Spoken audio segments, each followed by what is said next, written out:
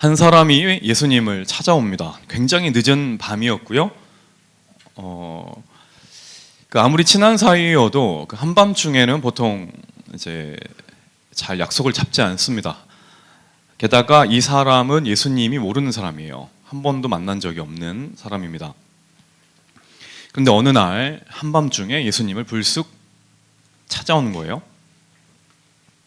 이 사람의 이름이 뭐냐면 니고데모입니다. 니고데모가 누구냐? 당시 엄청 유명한 사람이었습니다.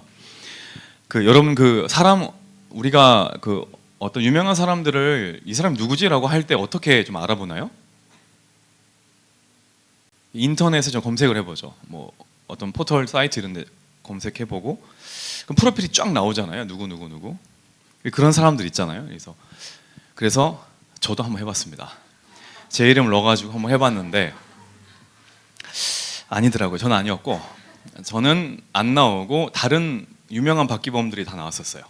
이제 의사 선생님, 뭐 동화 작가, 신문 기자들 이런 분들이 쭉쭉쭉 나와 있었고, 이제 무슨 말을 드리고 싶은 거냐면 이제 당시 유명한 사람들, 그때 당시는 물론 이게 없었겠죠. 근데 검색하면은 쭉 나올 만큼의 유명한 사람이었어요.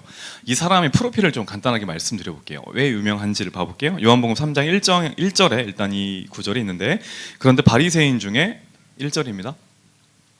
니고데모라는 사람이 있으니 유대인의 지도자라. 자, 힌트가 몇 개 나와 있습니다. 첫 번째 힌트가 뭐냐면 바리새인이래요. 바리새인이 누구냐면은 많이 들어본 말인데 좀 정확하게 설명을 드려볼게요. 전체 유대인 중에서 6,000명 정도밖에 되지 않는 굉장히 엘리트 집단입니다. 구별된 집단, 파리새가 구별된이라는 뜻을 가지고 있다 그랬죠. 자, 이들은 철저하게 율법을 연구한 사람들이었습니다. 율법을 613개의 조항으로 쪼갰어요. 그걸 다 지켰습니다. 정말 도덕적으로 깨끗한 삶을 살려고 노력을 했고 구별되기 위해서 굉장히 애를 썼던 사람들이에요. 정말 열심히 기도했어요. 그리고 11조도 철저히 했어요. 전에도 말씀드린 것 같은데 이들이 어느 정도 11조를 철저하게 했냐면, 우리는 좀 가끔 잊어버리고 막 할 때 있잖아요. 이들이 볼 때는 그건 11조가 아닌 거예요. 기록에 보면 이제 이런 기록이 있다고 하더라고요. 박하와 근체와 회향까지도 11조를 했다. 무슨 말인지 모르겠죠. 쉽게 말하면 이겁니다. 오늘날로 말하면 요리할 때 쓰는 양념들, 양파 10분의 1, 대파 10분의 1, 후추 10분의 1, 11조를 하는 거예요. 라면 스프 10분의 1, 이 정도로. 네. 그렇게 했대요. 약간 얘네들이 이제 그렇게 10분의 1까지 했던, 그만큼 철저하게 지켰던 사람이에요. 자, 일단 바리새인이었고, 이제 계속 소개가 이어지네요. 1절 끝부분에 유대인의 지도자라고 나와요. 자, 지도자라고, 저희는 이제 그 성경을 가져와 가지고 나와 있지는 않은데 어떤 그 성경책을 보면 밑에 작은 숫자가 있을 거예요, 옆에. 그리고 아래를 쭉 따라서 가보면 이런 말이 있을 겁니다. 산헤드린 공회원이다. 이게 유대인 지도자란 뜻이에요. 이게 뭐냐? 산헤드린 공회원이 뭐냐면 당시 유대 사회의 최고의 의사결정 기관이고 입법, 행정, 사법을 총괄했던 집단입니다. 71명이 있었어요. 유대 전체 사회에서 71명이 있던, 그게 바로 산헤드린 공회원, 그리고 니고데모는 그 멤버였어요. 엄청 고위직이었던 거예요. 머릿속으로 하나씩 프로필이 쌓여 가시죠. 자, 그리고 굉장히 교육을 많이 받은 사람이고, 니고데모는 유대인이었는데 니고데모란 이름이 백성을 정복한 자라는 뜻의 헬라어, 즉 그리스어입니다. 흔한 이름이 아니에요. 당시에는 헬라어 이름을 가지고 있었다는 것은 니고데모가 헬라어 문화권에 익숙했다는 거고 높은 확률로 유학을 간 걸로 추측을 합니다. 당시 유대인들은 대부분 히브리어나 아람어 이름을 썼어요. 여러분 그거 아세요? 고대 사회에서 혹은 중세 사회에서 이름은 신분을 나타내요. 그래서 뭐 조선시대 같은 경우 천민들은 뭐가 없었어요? 이름이 없었어요. 그래서 뭐 개똥이, 말똥이 막 이런 거 막 짓잖아요. 진짜 막 지었어요, 이름을. 이름도 다르던 사람, 다시 말해서 모든 걸 다 갖춘 사람 하면 니고데모예요. 근데 이 니고데모가 어느 날 밤입니다. 예수님을 불쑥 찾아와요. 자, 3장 2절 같이 읽어보겠습니다. 시작. 그가 밤에 예수께 와서 이르되 rab비여 우리가 당신은 하나님께로부터 오신 선생인 줄 아나이다. 하나님이 함께 하시지 아니하시면 당신이 행하시는 이 표적을 아무도 할 수 없음이니이다. 자, 니고데모가 찾아온 목적이 있네요. 무엇 때문에 왔대요? 표적입니다. 표적. 예수님이 행하신 일들이 가만 보니까 어마어마한 거예요. 병자를 고쳐내요. 귀신도 쫓아요. 웨딩홀에서 물이 뭐로 변했어요? 포도주로 바뀌었었어요. 예수님이 하는 걸 보니까 진짜 뭐가 있어 보이는 거예요. 그래서 확신한 거예요. 믿음이 있었어요. 어떤 믿음이냐면 이 사람은 하나님이 보내신 사람이다. 그게 아니면 이런 기적은 행할 수 없다라고 하는 믿음이 있었어요. 자, 근데 이 믿음의 근거가 뭐였어요? 표적이었어요. 기적이었어요. 자, 오늘 저희가 읽은 3장 1절 말씀은 그런 대로 시작합니다. 성경을 읽을 때 접속사를 정말 중요하게 보셔야 되는데 그런데란 말은 앞의 말과 연결되어 있다는 말이에요. 앞부분인 요한복음 2장 끝부분을 보시면 이런 구절이 있습니다. 23절, 2장 23절 같이 읽겠습니다. 시작. 6월절에 예수께서 예루살렘에 계시니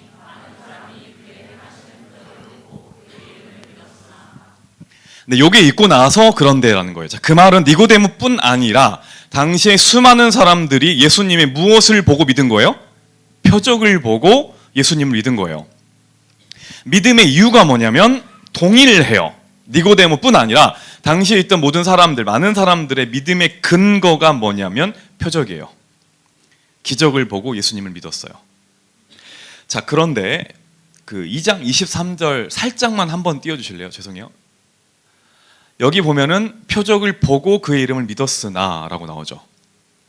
내려주셔도 괜찮습니다. 여기 믿었다는 말을 원어로 보면은 시제가 좀 유의할 만합니다. 시제를 찾아보니까 그 헬라어 시제로 부정과거인데 이게 무슨 말이냐면 과거에 잠깐 있었던 일을 말해요. 과거 완료 느낌이에요. 그러니까 현재 완료, 과거 완료 느낌인데 과거에 한 번 잠깐 있다가 사라진 걸 말해요. 다시 말해 이들의 믿음은 일시적인 믿음이었던 거예요. 그러니까 기적 때문에 잠깐 생겼던 믿음, 그러다가 사라진 믿음. 이들이 집중했던 것은 예수님이 아니었어요. 이들이 집중했던 건 예수님이 하신 일이었어요. 자, 여러분 요한복음에서 나오는 기적은 표적이라고 많이 설명을 해요. 영어로 하면 뭔지 아세요? sign입니다. 표적은 sign이에요. sign은 그 자체가 의미를 가지는 게 아니죠. 방향을 말합니다. 방향을 보여주는 거예요. 자, 표적은 우리에게 방향을 보여줘요. 그것이 가리키는 게 따로 있다는 겁니다. 그래서 여러분 표적은 목적지가 아니에요. 목적지는 따로 있습니다. 그 목적지가 뭐냐면 예수님이에요. 니고데모는 표적 때문에 예수님께 왔어요. 잘 온 거예요. 그런데 아직도 표적을 목적으로 생각하고 있는 거예요. 예수님께 나아가게 하기 위한 사인이 표적이에요. 이걸 놓치면 안 됩니다. 여러분 이게 우리도 마찬가지인데 오늘 우리가 이 예배 자리에 앉아 있는 꽤 많은 이유 중에 하나는 우리 각자의 삶에 표적이 있기 때문에 그래요. 내 삶에 뭔가가 있었기 때문에 우리가 이 자리에 앉아 있단 말이에요. 여러분 표적 하면은 굉장히 신기하고 놀라운 것만 생각하기 쉬운데 그게 아니라 예수님께로 나오게 만드는 모든 것을 말해요. 솔직히 한번 생각해 볼까요? 바쁜 직장인들 입장에서 분주하고 할 일 많은 30대 중반, 40대 초반의 여러분들, 또 우리가 이 자리에 앉아 있는 게 약간 기적 같지 않습니까? 가끔씩 그런 현타 오지 않아요? 내가 여기서 뭐 하고 있지? 그런 생각 들지 않습니까? 여러분 보세요. 내 삶에 아무런 문제가 없을 때는 교회에 관심이 없어요. 말씀이 안 들려요. 하나님께 관심이 없습니다. 그런데 삶의 고난이 찾아오잖아요. 삶이 힘들어지면은 말씀이 들려요. 예배를 통해서 내가 어떻게 살아가야 될지 갈급하게 돼요. 그래서 표적인 거예요. 표적은 신기한 것만이 아니고 무너짐도 표적이에요. 표적의 정의가 뭐라고요? 예수님께로 나아가게 만드는 것. 그래서 여러분 그걸 기억하셔야 돼요. 고난도 표적이에요. 우리 삶에는 수많은 표적들이 존재해요. 이유가 있어요. 동일하게 그 표적들이 가리키는 방향이 있어요. 표적에만 집중하다 보면 방향이 안 보여요. 하지만 표적 말고 표적이 가리키는 방향을 보면은 그 목적에 뭐가 있다는 걸 알게 될 거냐면 예수님이 있다는 걸 알게 돼요. 그 사람이 감사할 수 있어요. 우리 삶에 찾아오는 모든 표적, 모든 일들은 예수님을 가리킵니다. 그래서 표적에만 집중하는 삶에는 의미가 없어요. 오늘 교회에 오는 많은 청년들이 목적이 예수님이 아니라 기적 자체에 집중을 하는 분들이 꽤 많아요. 여러분 한번 생각해 보십시오. 질문 드려볼게요. 내 삶에, 우리 삶에 기적이 많아지면 예수님을 잘 더 믿을까요? 제자훈련 시간에 가끔 하는 질문이 있는데 최근에도 질문한 거 있습니다. 자, 만약 제자훈련 끝나고 각각의 통장에 500억씩 입금된다. 벌써부터 다들 웃고 있는데 그러면 어떻게 할 거냐를 물어봐요. 여러분 우리 통장 이 예배 시간 끝나고 500억씩 입금되면 더 뜨겁게 예수님 믿을까요? 잘 모르겠죠. 뭐 누군가 데려올 수는 있을 것 같아요. 자, 내 삶에 기적이 많아지면 예수를 잘 믿을까? 아닙니다. 제가 성경 예를 들어볼게요. 자, 이스라엘 백성들을 한번 살펴보겠습니다. 자, 노예 생활을 해요. 하나님께서 이를 건져주십니다. 그리고 정말로 많은 기적들을 이들을 경험합니다. 홍해가 갈라지고 그 전에 10가지 재앙이 내려요. 광야로 나아갑니다. 광야에서도 많은 기적들을 경험합니다. 하나님이 낮에는 더우니까 무슨 기둥을 보내주세요? 구름 기둥. 밤에는 추우니까 무슨 기둥이 와요? 불 기둥 옵니다. 천연 에어컨과 천연 히터를 계속 보내줘요. 춥지 않게 덥지 않게. 모든 게 기적이에요. 여러분 광야에서는요 사는 것 자체가 기적이에요. 아무것도 없잖아요. 12명 정탐꾼 이야기 아시죠? 목적지인 가나안 땅에 12명의 정탐꾼을 보내요. 이들이 10명의 이야기를 듣고 나서 웁니다. 2명 얘기는 듣지도 않아요. 민수기 14장 1절에 보시면 이렇게 나와요. 온 회중이 소리를 높여 부르짖으며 백성이 밤새도록 통곡하였더라. 이렇게 울어요. 밤새도록 통곡했대요. 자, 한번 생각해 보십시오. 그러니까 가면은 죽는다고 우리 메뚜기 같다고 하고 하나님 왜 우리를 여기까지 인도했는지 모르겠다라고 말하니까 백성들이 통곡하는 거예요. 밤새도록 울었대요. 이들이 울었던 거는 한밤중에 운 거죠. 자, 그러면 이들이 밤새 울고 있던 그 밤에 무엇이 이들과 함께하고 있었나? 민수기 14장 14절 같이 읽겠습니다. 시작. 이 땅 거주민에게 전하리이다. 주 여호와께서 이 백성 중에 계심을 그들도 들었으니 여호와께서 대면하여 보이시며 주의 구름이 그들 중에 있었으며 주께서 낮에 구름 기둥 가운데서 밤에는 불 기둥 가운데서 그들 앞에 행하시는 것이다. 밤새도록 통곡하는 이스라엘 백성을 보고 모세가 하나님께 한 중보기도 내용이에요. 자, 이 중보기도 내용을 유추해 봤었을 때 밤새도록 통곡하고 원망하고 있던 이들의 곁에는 뭐가 있는 거예요? 불기둥이 있는 거예요. 왜 우리를 가나안 땅으로 인도한다고 이 광야에서 이렇게까지 힘들게 만드냐라고 원망하던 그 순간에 기적이 펼쳐지고 있었다는 거예요. 지금 이스라엘은요 기적 한가운데서 통곡하고 있는 거예요. 여러분 이게 우리의 모습이에요. 기적의 한가운데서 하나님을 외면합니다. 또 다른 기적을 구해요. 이건 기적도 아니라는 거예요. 이게 우리의 모습 아닌가요? 표적에만 집중하지 마십시오. 그것이 좋던 슬프던 간에 우리에게 주어진 모든 것들은 하나님의 일하심이에요. 여러분 우리는 당연하게 생각할지 모르겠지만 우리가 아침에 눈을 뜨고 밥을 먹고 두 발을 걷고 심장이 뛰는 거 당연한 건가요? 당연한 거 아니에요. 저는 뭐 가끔씩 농담반 진담반 말씀드리지만 진짜 그 뒤쪽에서 이렇게 눈이 조금 이제 뿌여지고 안 보이는 거 보면서 전 그 생각이 들었어요. 보는 게 당연한 게 아니었구나. 물론 이제 뭐 당연하겠죠. 이제 시력이 이제 멀리는 좀 피곤하게 잘 안 보일 수도 있는데 저 그 생각이 요즘 많이 들어요. 우리 삶에 찾아온 모든 일들은 기적이고 표적이에요. 당연한 게 아니에요. 찬양 중에도 그거 있잖아요. 당연한 것 하나도 없었던 것은 모든 것이 은혜였다. 축복도 표적이고 고난도 표적이에요. 그래서 그것에 집중할 필요가 없어요. 그것은 사인일 뿐입니다. 우리가 그럼 집중해야 될 게 뭐예요? 그 방향이 끝에 뭐가 있냐예요. 예수님이에요. 그것을 집중하셔야 돼요.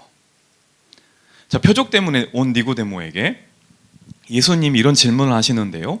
다른 것을 다 놔두고 너 거듭났니? 라고 단도직입적으로 그냥 물어보십니다. 이게 3절인데 3절 말씀 같이 읽겠습니다. 시작. 예수께서 대답하여 이르시되 진실로 진실로 내게 이르노니 사람이 거듭나지 아니하면 하나님의 나라를 볼 수 없느니라. 자, 핵심이 뭐냐면 네가 표적 때문에 왔지만 중요한 건 거듭남이다라는 말이에요. 네가 거듭나야 된다. 영어로는 born again이란 말이죠. 앞에서 설명드렸죠. 니고데모는 모든 것을 다 갖춘 남자예요. 자, 그 사람에게 예수님이 한 말이에요. 너 다시 태어나야 된다. 니고데모는 당황합니다. 왜냐하면 그 누구도 자기에게 이런 말 한 적이 없기 때문에 그래요. 어디서 들어본 적이 없어요. 여러분, 거듭이라는 말은 부사죠. 보통 세 가지의 의미가 있습니다. 첫 번째는 위로부터, 두 번째는 처음부터, 세 번째는 다시. 거듭나다라는 말은 세 가지 의미가 함축되어 있어요. 위로부터 태어나야 되고, 다시 태어나야 되고, 처음부터 태어나야 한다 이 말이에요. 예수님이 지금 니고데모에게 말하는 거예요. 너 처음부터 다시 해야 된다라고 한 거예요. 완전 갓난아이가 된다는 거예요. 니고데모는 자기의 삶이 자랑스러웠을 거예요. 모두가 다 자기를 우러러 봤을 거예요. 바리새인으로서 지킬 것 다 지켰고요. 남들에게 인정받는 삶을 살고 있었어요. 그런 자기에게 예수님이 다시 태어나야 된다라고 말한 거예요. 여러분, 거듭남은요, 다시 처음부터 시작하는 거예요. 완전 다른 삶을 사는 거예요. 자, 이게 니고데모에게는 정말로 힘들고 불편한 말이었을 거예요. 왜냐하면 자기가 지금까지 해왔던 삶을 다 부정당한 느낌일 거잖아요. 다시 해야 한다고 하는 거니까. 자, 그런데 잘 생각해 보세요. 반대로 예수님의 이 말은 누군가에게는 정말로 기쁜 소식일 수 있어요. 그게 누구일까요? 자랑할 것이 없는 사람들, 죄투성인 사람들, 스스로가 구제불능이고 소위 말하는 이생망, 형편없다고 생각했던 사람들에게 너 거듭나야 돼 라는 말은 기쁜 소식이에요. 처음부터 다시 할 수 있으니까요. 나의 모습과 상관없이 내가 어떤 상황에 놓여 있든지 다시 할 수 있다는 얘기잖아요. 저는 뭐 수련회 때도 종종 말씀드렸지만은 20대 초중반에 참 많이 방황했습니다. 이제 학교를 서울로 이제 오면서 뭔가 통제하거나 스스로의 삶을 답답하게 올가매던 것으로부터 벗어났다고 생각했어요. 그래서 여기서 뭐 다 말씀드릴 수는 없지만 정말로 방황을 많이 했고 참 힘든 삶을 살았던 것 같아요. 정신을 차려고 보니까 갑자기 제가 20대 초중반에 방황했던 모든 게 머리로 들어오는 거예요. 지도를 보면은 지하철 노선도 가끔 보다 내가 여기서 이렇게 방황했는데 홍대에서 이렇게 방황했고 신촌에서 방황했고 강남역에서 이렇게 방황했고 역삼에서 취해서 자다가 한 바퀴 돌았고 막 이런 게 보이는 거예요. 전 진짜 그랬어요. 지하철 노선도 보면 하나가 저의 아픔과 상처처럼 보인 거예요. 부끄러움처럼. 예수님을 믿고 나서 저를 가장 괴롭힌 게 뭐였냐면은 지난 날의 죄책감. 어떻게 할까? 자, 그때 저를 살린 이 한마디 말씀이 있는데 고린도후서 5장 17절 같이 읽어볼까요? 시작. 그런즉 누구든지 그리스도 안에 있으면 새로운 피조물이라 이전 것은 지나갔으니 보라 새 것이 되었도다. 저는 이 거듭남 때문에 살았어요. 새로운 피조물이래요. 이전 삶이 아니래요. 형편없고 예수님을 떠나서 제 가운데 물들어 있던 내 삶이 더 이상 아니래요. 그 말을 누가 선포해요? 친구들이 한 게 아니고 교수님이 한 게 아니고 부모가 한 게 아니에요. 나를 아시고 나를 지으시고 나를 이끌어 가실 창조주가 하는 거예요. 이전 것이 지나갔고 너는 내가 새로 만든 새로운 피조물이다. 그때부터 감사와 자유가 생겼어요. 여러분, 오늘 혹시 이 자리에 주저앉아 있는 분들 계십니까? 일어날 수 있습니다. 근거는 자기 확신이 아니라 이 거듭남 때문에 그래요. 여러분, 닭 알죠? 닭, 치킨, 어쨌든 닭은 2번 태어난다고 해요. 엄마 닭의 뱃속에서 한 번 태어났을 때 그게 뭐예요? 달걀은 달걀 구실을 할 수 없죠. 그냥 굴러다니는 알 뿐입니다. 태어나고 나서 엄마 닭의 품에서 다시 태어나야 돼요. 그래야 걷고 울고 조금은 날 수 있는 닭이 됩니다. 달걀로 머물지 마십시오. 병아리로 사셔야 돼요. 주님 안에서 껍질을 깨고 그 데미안의 표현처럼 나와야 돼요. 그리고 새로운 피조물로서 자유롭게 사셔야 돼요. 진리가 너희를 자유롭게 하리라. 그게 이 말이에요. 그게 거듭남의 능력이에요. 거듭남이 우리를 자유롭게 한다는 거예요. 니고데모가 이 말을 듣고 너무 놀래요. 기뻐서 놀란 게 아니라 이해가 안 돼서 놀란 거예요. 예수님이 거듭난다는 말을 다시 이렇게 설명해요. 3장 5절에 예수께서 대답하시되 진실로 진실로 내게 이르노니 사람이 물과 성령으로 나지 아니하면 하나님의 나라에 들어갈 수 없느니라. 어떻게 거듭날 수 있대요? 물과 성령. 자, 이 말은 요한복음 7장 38에 39절인데 같이 읽겠습니다. 시작. 나를 믿는 자는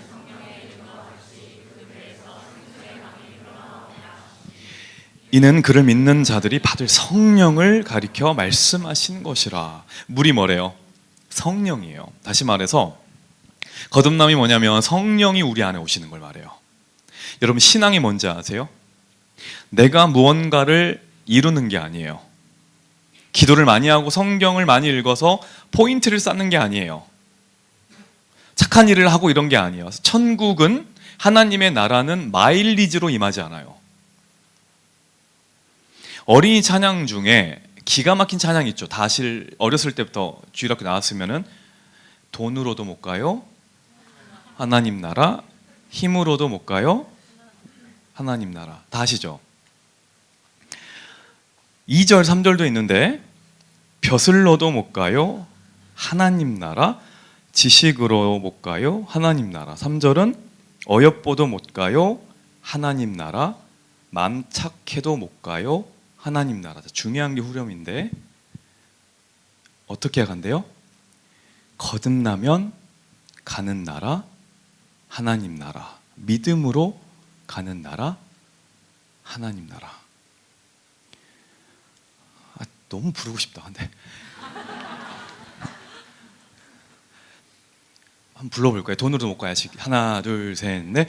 돈으로도 못 가요, 하나님 나라. 힘으로도 못 가요, 힘으로도 못 가요, 하나님 나라. 거듭나면 가는 나라, 거듭나면 가는 나라, 하나님 나라.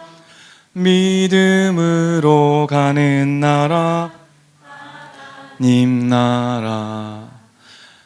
여러분, 우리가 아무리 예뻐도 하나님 나라 못 갑니다. 내 얼굴이 아무리 잘생겨도 하나님의 나라가 뭔지 몰라요.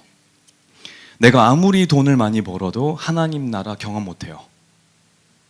아무리 좋은 직장 다녀도, 아무리 좋은 사람을 만나도 내 삶에 평안이 없다고요. 거듭나야 돼요. 물과 성령으로 거듭나야 돼요. 저도 거듭나야 되고 여러분들도 거듭나야 돼요. 자, 문제는 거듭남이 우리 노력이 아니라는 데 있어요.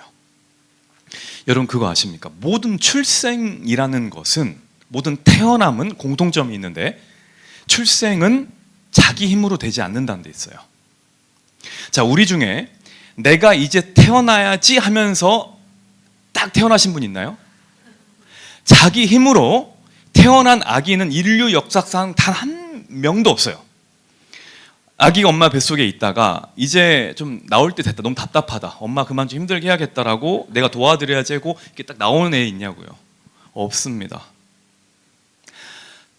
자, 아기는 그 동물도 마찬가지죠. 새끼는 절대로 자기 힘으로 태어나지 못해요. 아기가 엄마 뱃속에서 할 수 있는 건 아무것도 없어요. 출생은 일방적이에요. 부모의 일방적인 의지로 태어나는 거예요. 거듭남도 마찬가지예요. 성령이 오시는 것도 마찬가지고, 우리에게 하나님의 나라가 임하는 것도 마찬가지고, 우리에게 임하는 평안도 마찬가지예요. 하나님의 일방적인 은혜예요. 우리 능력과 우리 노력으로 거듭나지 않고 우리 능력과 노력으로 평안이 오는 게 아니에요. 이것을 받는 걸 믿음이라 그래요. 그래서 믿음은 반응이라고 늘 말씀드렸잖아요. 은혜로 주시는 것을 받는 것을 믿음이라 그래요. 내가 해서 받는 게 아니고 왜인지는 모르지만 주님이 주신 이것들을 감사함으로 받는 걸 믿음이라는 거예요. 그래서 아까 부른 노래 마지막 부분이 이거예요. 믿음으로 가는 나라, 하나님 나라. 그래서 구원과 평안, 하나님의 나라는 믿음을 통해서 오는 겁니다. 자, 그러면 무엇을 믿는 건가? 그 내용이 요한복음 3장 14절, 15절, 시간상 읽지 않았는데 뒤에 있어요. 시작. 광야에서 뱀을 든 것 같이 인자도 들려야 하리니 이는 그를 믿는 자마다 영생을 얻게 하려 하심이니라. 자, 이 내용은 민수기 21장의 내용인데, 이스라엘 백성들이 약속의 땅에 가나안 땅으로 갑니다. 광야를 지나요. 광야는 아무것도 먹을 게 없었어요. 그래서 하나님께서 이스라엘 백성에게 배고프다 하니까 무엇을 보내주세요? 만나를 보내주세요. 문제는 메뉴가 안 바뀌는 거예요. 엄마 오늘 아침밥 뭐야? 그럼 엄마가 뭐라 말해요? 만나. 오늘 점심 메뉴 뭐예요? 만나. 오늘 저녁 메뉴 뭐예요? 그러면 만나. 전부 만나 하니까, 어제도 만나, 오늘 또 만나, 내일 또 만나 하니까 못 먹겠다고 폭동을 일으킨 거예요. 그러면서 단순한 반찬 투정이 아니라 우리 이집트로 돌아가자. 하나님 아니다. 하나님을 부인하는 데까지 가요. 이 모습을 보신 하나님이 진노합니다. 그래서 보낸 게 뭐예요? 불뱀이에요. 사람들이 쓰러져 가요. 그리고 모세가 기도합니다. 하나님 해독제를 주세요라고 하니까 해독제가 뭐예요? 놋뱀이에요. 놋뱀. 모세로 하여금 긴 막대기에 놋으로 만든 뱀을 매달게 해요. 그리고 백성들이 이것을 보면은 낫게 만들어요. 믿지 않는 사람들이 시름시름 앓다가 죽어가는데 이해가 안 되잖아요. 어떻게 저거 본다고 나? 그래서 자기 나름대로 별다른 방법을 썼을 거예요. 약도 먹어보고 피도 뽑아보고 주변에 의사가 있으면 의사 말도 들어봤겠죠? 근데 안 들었었어요. 모두가 소용이 없었는데 말도 안 되게 모세가 손에 높이 든 이 놋뱀만을 본 사람이 산 거예요. 약 2000년 전에 하나님이 비슷한 처방을 우리에게 주셨어요. 하나님을 믿고 떠나온 우리들, 세상을 버타지 않고 나왔는데 끊임없이 우리 안에서는 하나님을 등지고 돌아가려는 회귀 본능이 있어요. 이걸 죄성이라 그럽니다. 하나님 품을 떠나서 세상에서 누리던 것을 포기하기 싫어서 내 손에 쥐고 있는 내 자존심과 계획과 감정을, 내 재물을 놓치기 싫어서 돌아가려는 우리의 모습, 이 모습을 보고 고통스럽잖아요. 우리가 너무나 힘들어하니까 하나님 살려주세요라고 하니 주님이 주신 처방전이 뭐예요? 그게 십자가예요.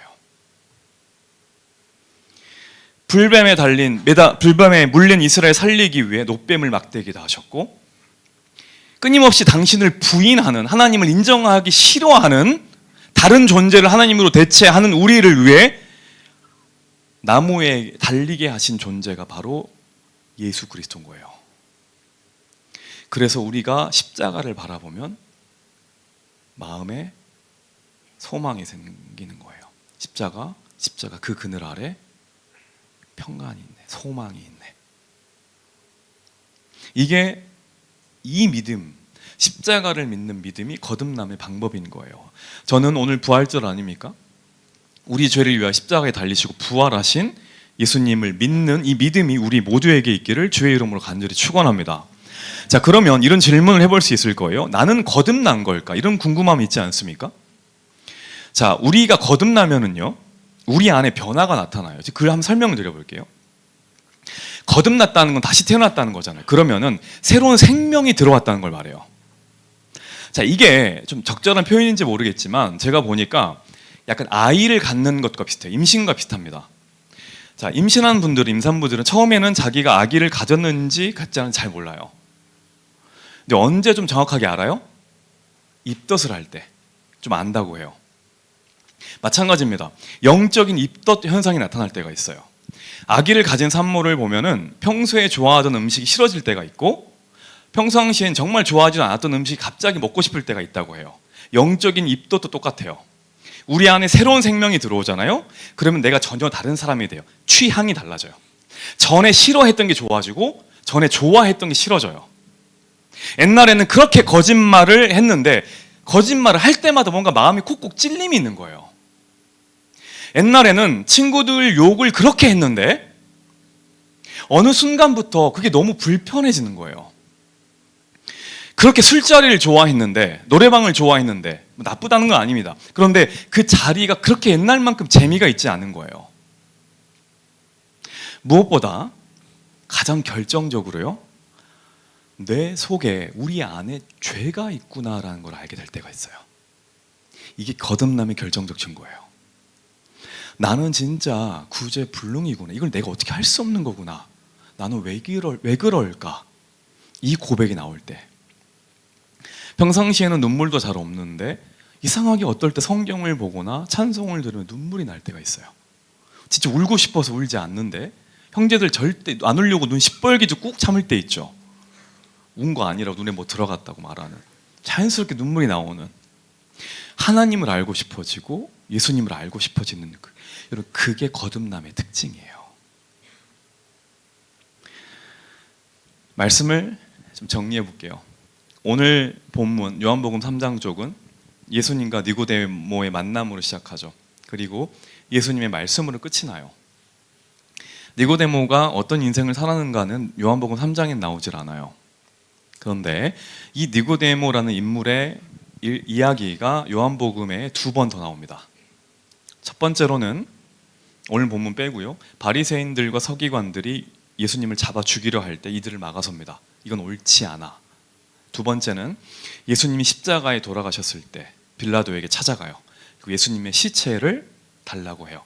아리마대 사람 요셉이라는 사람과 함께 예수님을 장사 지내요. 예수님의 시체는 아무도 찾아가지 않았어요. 똑같이 처벌당할까 봐. 게다가 로마 군인들이 지키고 있었으니까요. 그때 누가 간지 아세요? 오늘 밤에 이 니고데모가 간 거예요. 여러분, 니고데모는 오늘 본문에 언제 예수님을 처음 찾아갔대요? 밤에 찾아갔다고 나오죠. 이 니고데모는 밤의 사람이었어요. 유대인들의 눈이 무서워서 사람들의 눈치 때문에 밤에 몰래 갔던 사람이에요. 근데 그가 어떻게 변했냐면 요한복음 19장 39절 같이 읽겠습니다. 시작.